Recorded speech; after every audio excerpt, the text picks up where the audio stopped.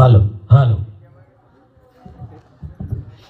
నేటి ఈ కార్యక్రమానికి విచ్చేసినటువంటి కళాశాల యాజమాన్యం సిరియా సార్ గారికి, అలాగే నాతోటి అధ్యాపక బృందానికి ఈరోజు జరుపుకున్నటువంటి స్వాగత సుస్వాగత దినోత్సవ శుభాకాంక్షలు.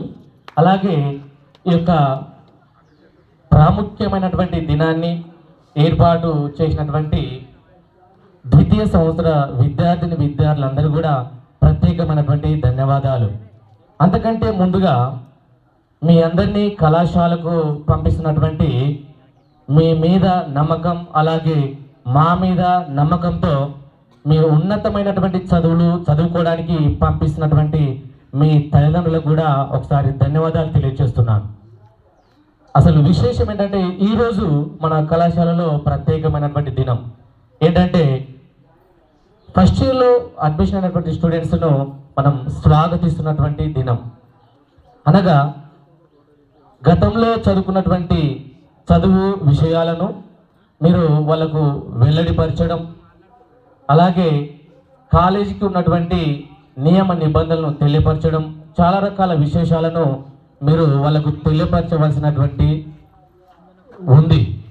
అయినప్పటికీ చాలామంది చాలా సజెషన్స్ చెప్పలేకపోయారు.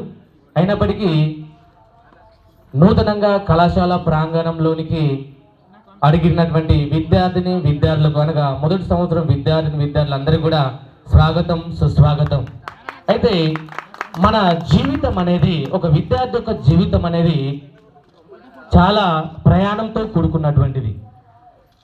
మీరు 10 సంవత్సరాల ప్రయాణం చేశారు. దేంట్లో అనగా విద్య లేదా చదువు అనేటటువంటి ప్రయాణాన్ని ఒక 10 సంవత్సరాలు చేస్తూ వచ్చారు. ఈ యొక్క ప్రయాణంలో చాలా రకాల మైలురాళ్ళు అనేవి ఉంటాయి. ఒక్కొక్క మైలురాయి దగ్గర ఒక్కొక్క విద్యార్థి స్థిరపడిపోతూ ఉంటారు.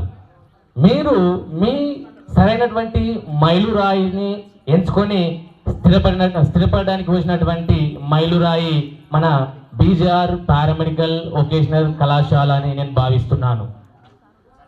అలాగే మనం ఏదైనా చేయాలంటే ఖచ్చితంగా కష్టపడేటటువంటి తత్వం మనలో ఉండాలి. కష్టపడడానికి మనం ప్రయత్నం చేయాలి. మన తల్లిదండ్రులు మన మీద ఎలాంటి ఆశలు అయితే పెట్టుకున్నారో ఆ ఆశలన్నింటినీ కూడా నెరవేర్చడానికి మనం ప్రయాణం చేస్తూ ఉండాలి, ప్రయత్నం చేస్తూ ఉండాలి. చూడండి, మీరు వినండి. ఇది అనగనగనగా ఒక 6 స్నేహితులు ఉన్నారంట. ఎంత